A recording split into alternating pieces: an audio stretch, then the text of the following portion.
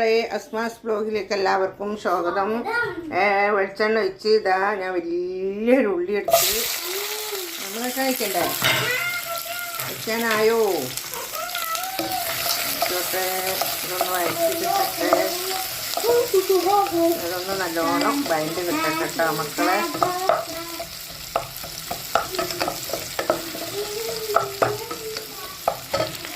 അതിൽ ഇതാ വെളുത്തുള്ളി ആട്ടിയാണിത്. അപ്പോൾ ഇത് കുറച്ച് ഇട്ടിട്ട് നല്ലോണം ആടിച്ചിട്ടെ.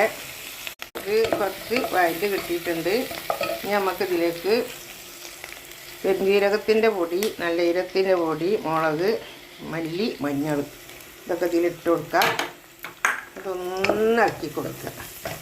കൂടുതൽ വേണ്ട, ഒന്ന് ചെറുങ്ങനെ ഒന്ന് ഇളക്കി കൊടുക്കുക.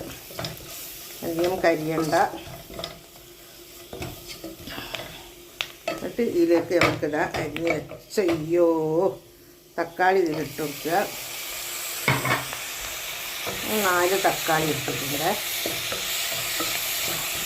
കുറച്ച് ഉപ്പ് ഇട്ടിട്ട് അത് നമുക്ക് മൂടി വെക്കണം. ഓക്കെ, ഉപ്പിട്ട് കൊടുത്തിട്ടുണ്ട്. അതാ കണ്ടില്ലേ, ഉപ്പായി.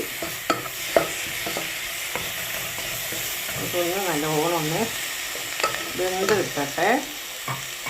നമുക്കിതൊന്ന് മൂടി വെക്കണം.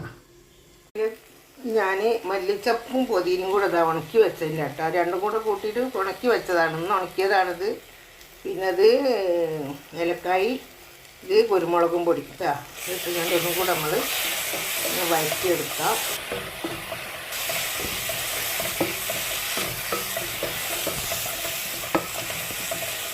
നല്ലോണം റെഡി ആയിട്ടുണ്ട് കേട്ടോ.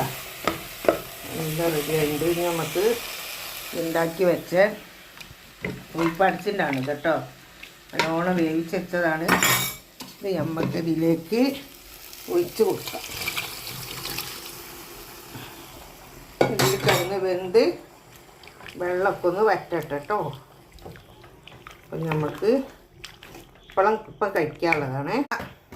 അറിയില്ല, അടിപൊളിയായിട്ട് ഇതാ വെന്തിട്ടുണ്ട്. നല്ല കുറുങ്ങനായിട്ടുണ്ട്. കണ്ട, കുറുങ്ങനായിട്ടുണ്ട്. നല്ല അടിപൊളി മണം. അടിപൊളി.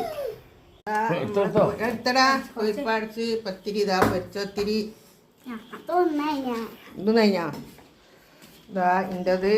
ഇതാ നമ്മളെ പാത്തുട്ടി കറി വെച്ച പത്തോ. വീഡിയോ ഇഷ്ടപ്പെട്ടാൽ എല്ലാവരും ലൈക്ക് ചെയ്യുക, ഷെയർ ചെയ്യുക, സബ്സ്ക്രൈബ് ചെയ്യുക. ബൈ.